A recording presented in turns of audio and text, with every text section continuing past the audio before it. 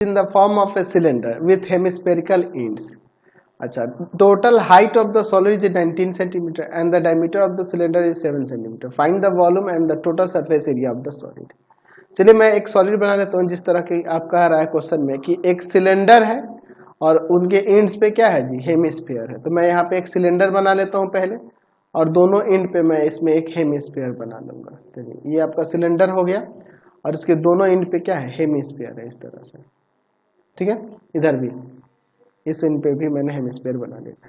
देखिए अब इसका टोटल हाइट यहाँ से लेके हेमिस्फीयर तक टोटल जो हाइट दिया है ये 19 सेंटीमीटर दिया है और डायमीटर ऑफ द सर्कुलर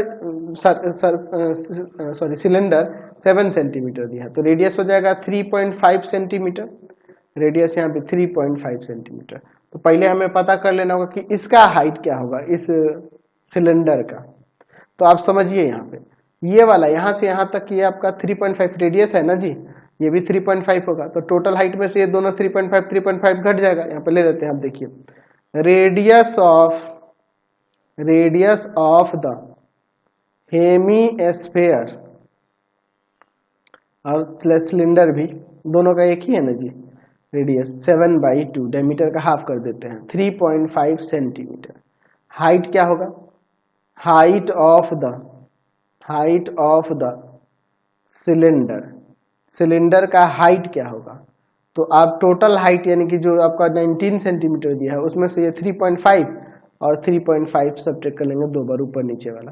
तो 19 में से आप 7 सेंटीमीटर सब्ट्रैक्ट कर लेंगे तो हाइट जो हो जाएगा यहाँ पे 12 सेंटीमीटर हो जाएगा। अब इसके बाद देखिए हमें पहले वॉल्यूम निकालने के लिए कह रहा है, तो हम लोग चलिए वॉल्यूम ही बात करते हैं। वॉल्यूम ऑफ द सॉलिड का वॉल्यूम, तो यहाँ पे लिख सकते हैं कि वॉल्यूम ऑफ सिलेंडर और प्लस में वॉल्यूम ऑफ 2 इंटू में वॉल्यूम ऑफ हेमिस्फीयर, दो हेमिस्फीयर है। चलिए अब इसके बाद हम लोग देखते हैं वॉल्यूम ऑफ सिलेंडर हो जाएगा यहाँ पे πr²h और यहाँ पर दो वो क्या है, हेमिस्फीयर है, तो इसलिए इसका 2/3 πr³ होता है ना जी एक सिलेंडर का। चलिए एक हेमिस्फीयर का तो हो जाएगा यहाँ पर देखिए कुछ कॉमन πr², h बच जाएगा और यहाँ पर 4/3 एक r बच जाएगा। तो पाई की जगह पे लिख देते हैं 22/7 की 3.14 कह रहा है, देख लेते हैं एक बार क्वेश्चन में, नहीं कह रहा तो 22/7 ही लिखो। r का वैल्यू है 3.5 और इंटू में h का वैल्यू कितना है 12 और प्लस का 4/3 इंटू में r का वैल्यू है 3.5 सेंटीमीटर क्यूब, ठीक है ना जी। चलिए तो इसे हम लोग काट सकते हैं। यहाँ पे ये 0.5 हो जाएगा, इसमें मल्टीप्लाई करेंगे इसमें तो आ जाएगा 11 में 3.5 से मल्टीप्लाई कर दो तो आपका आ जाएगा यहाँ पर 38.5। अंदर देखिए एलसीएम ले लेते हैं 3, कितना हो जाएगा 36 और प्लस का यहाँ पर आ जाएगा 14 सेंटीमीटर क्यूब, ठीक है ना जी। चलिए अब इसके बाद देखते हैं 38.5 इंटू में इसको हम ऐड कर देते हैं तो 50 हो जाएगा ना ऐड करने पर, और बाई में 3 सेंटीमीटर क्यूब, ठीक है ना जी।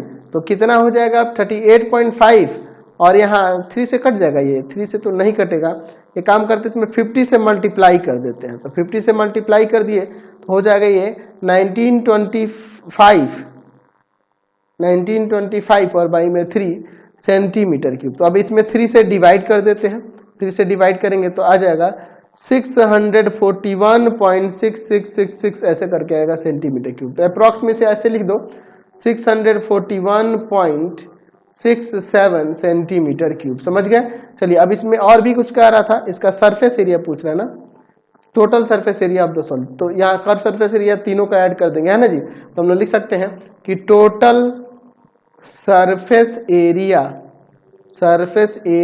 ऑफ द सॉलिड किसके इक्वल हो जाएगा, तो curve surface area of cylinder और प्लस में 2 इंटू में curve surface area of hemisphere, तीनों का हो गया ना जी। चलिए अब इसमें इसका वैल्यू रखेंगे। पहले कर्व सरफेस एरिया की बात करें सिलेंडर का तो 2πr/h और यहाँ पर कर्व हेमिस्फीयर का 2πr²। तो जो यहाँ कॉमन है पहले कॉमन करो, 2πr कॉमन हो जाएगा तो यहाँ पे h और प्लस का 2r हो जाएगा। 2 इंटू में 22/7, r का वैल्यू है यहाँ पे 3.5, h कितना है भाई, तो h कितना था, हाइट देख लेते हैं, h कितना था जी 12 था, 12 है हाइट, है ना, और R 3.5 है। चलिए 12 प्लस का 2 इंटू में 3.5 सेंटीमीटर स्क्वायर, इसे हम लोग काट देंगे 0.5, इसमें इससे मल्टीप्लाई 1 जाके 22 में मल्टीप्लाई का 22 और इंटू में इन दोनों को मल्टीप्लाई करके इसमें ऐड कर लेंगे तो कितना हो जाएगा 7 12 19 सेंटीमीटर स्क्वायर। तो अब इसमें मल्टीप्लाई कर देते हैं 22 में 19 से, तो आपका यहाँ से आ जाएगा आपका 418 सेंटीमीटर स्क्वायर। समझ गया, कोई दिक्कत नहीं है इसमें। नेक्स्ट क्वेश्चन देखते हैं 57।